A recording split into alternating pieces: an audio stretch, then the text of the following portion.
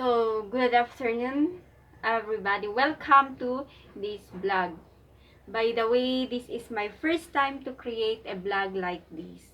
I am Grace T. Bandao, a BSED student at Ifugao State University, Nayun Campus. This is a requirement of one of our subject in recreational activity. So, we are tasked to collection mo, i-vlog mo. So, let us start. As you can see at my back, you can see my collections on poems. Those are written in Tagalog language. Since my favorite subject is Filipino. So, I began collecting those things, those poems, during my high school life where I love to collect them because I found some lessons. I found some inspiration on those pieces whenever our teacher tasks us to write poems originally written by us. I love on searching those poems as my basis. So those are my collections that I are just put on my wall. So wherever I am, wherever I on troubles, on problems, I'm just reading it and I'm realize something. Those poems are all about love, challenges, problems, parents, and about achievements, about dreams in our life. We all do believe that we all have dreams in life. We all have problems, we all have challenges, and we have all achievements in our life. So thus it becomes my hobby. Collecting poems written by poets are to be printed is become my hobby. So I am going to share you I'm going to share those poems originally written by me. So let me show you those poems out there. So let us see it. So as you can see here at my side, you can see them. So as you can see here, this is those poems that originally written by me. Wherever I am in trouble, wherever I have problems, wherever I am inspired to written poems, then those become my hobby. I love writing those poems because poems is where I am able to express my feelings, my emotions. You know na. Sure. Joke lang. So, let me share you the title. So, one of the poems that originally written by me was entitled Pakadapa. I have written it in Tagalog language because Filipino, I have said that Filipino is my favorite subject. So, another poem originally written by me is entitled Pagsubok. Then, another one is Katuparan ng Pangarap. Then, Ang Aking Ama. Then, Paghihiwalay at Ang Aking Pag-ibig. Let me share a story behind those poems that originally written by me. The poem that was entitled Pakadapa was written by me during those times that I have done a mistakes in my life, where I am able to feel the effect of committing a mistakes in our life. But however, mistakes is not bad as long as we learn from it. So, the poem entitled Pagsubok was written by me during those times that I am in troubles in my life, during those times that I am losing hopes due to some circumstances in life. So, another is ang entitled Katuparan. That poem was written by me during my graduation, where one of my dreams, where one of my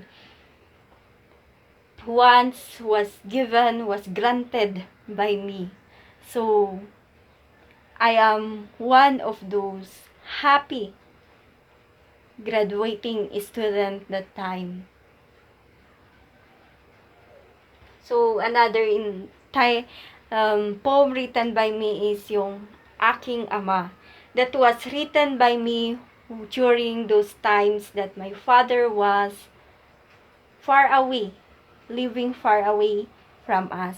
During those times that I miss my father, during those times that I need a father to stand at my side. So, to express my emotion, I just express it in writing a poem. So, another is Paghihiwalay.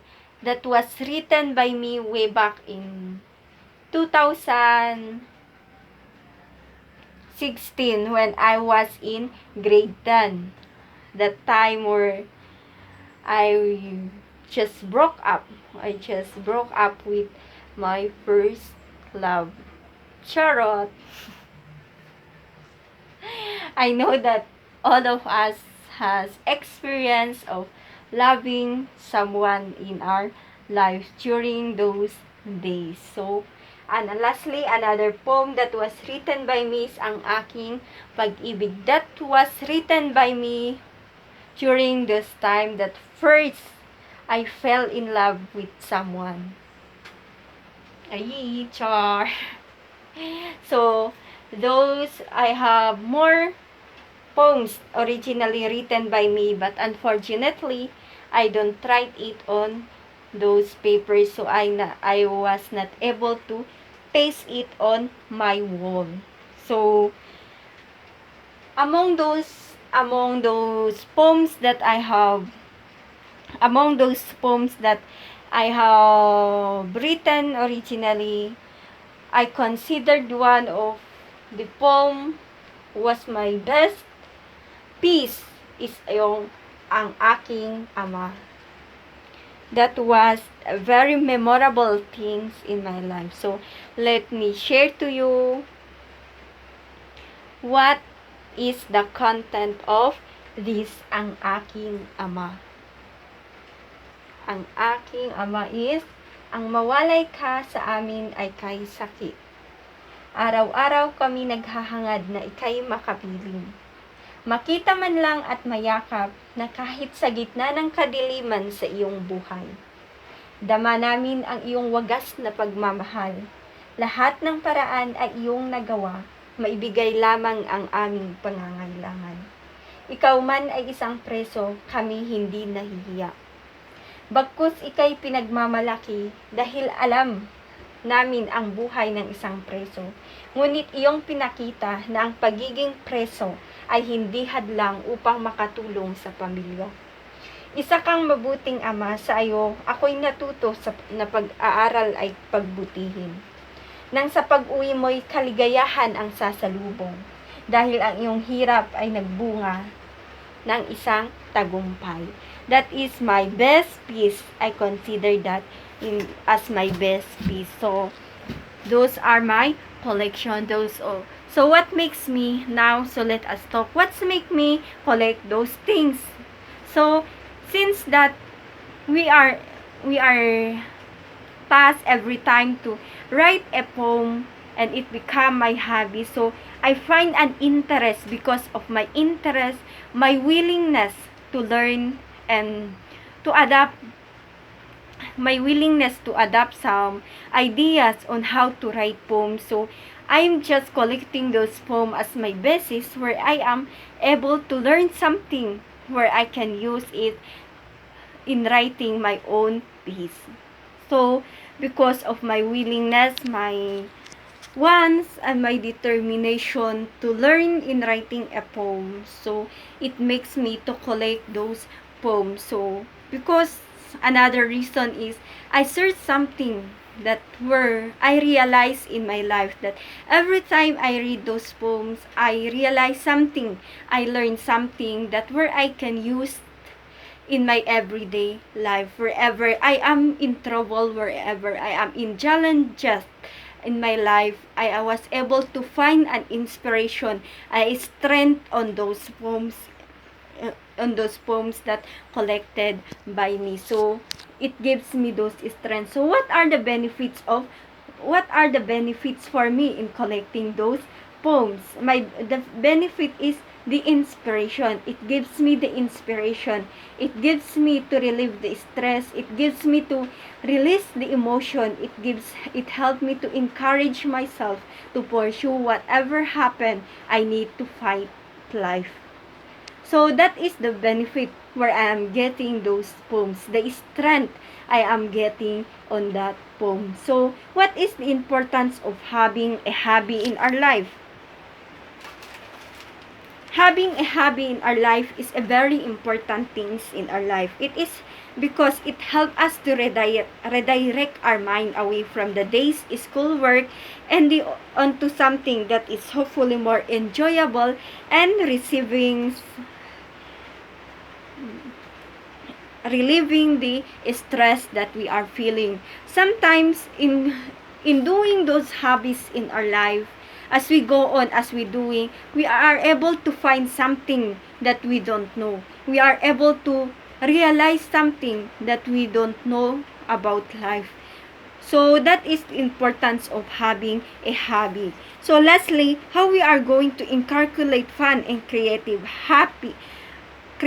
hobby to our students in the future. We are going to inculcate by encouraging them, by telling them, by educating them how important of having a hobby in our life. So that is all about our blog. So I hope you learned something about this blog. Until next time.